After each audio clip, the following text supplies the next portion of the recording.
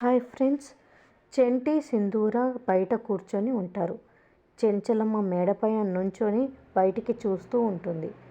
రేపు చాలా గొప్ప పండగండి అని చంటి సింధూరతో అంటాడు. పండగేంటి? ఏం పండగ అని సింధూర అడుగుతుంది.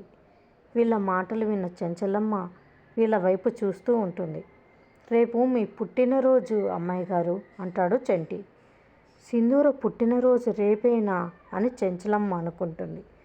చిన్నప్పుడు నా పుట్టినరోజు కానుకగా మీరు ఒక బహుమతి ఇచ్చారు, గుర్తుందా అని సింధూర చంటికి చిన్ననాటి జ్ఞాపకాలను గుర్తు చేస్తుంది.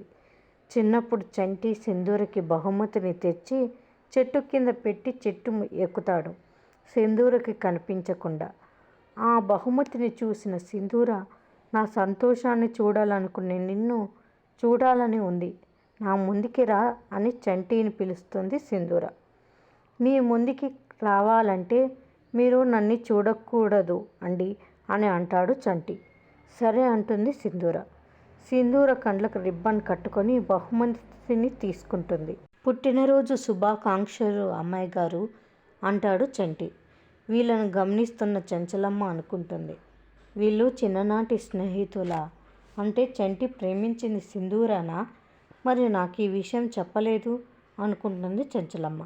మరిన్ని అప్డేట్స్ కోసం ప్లీజ్ సబ్స్క్రైబ్ చేయండి. Thanks for watching.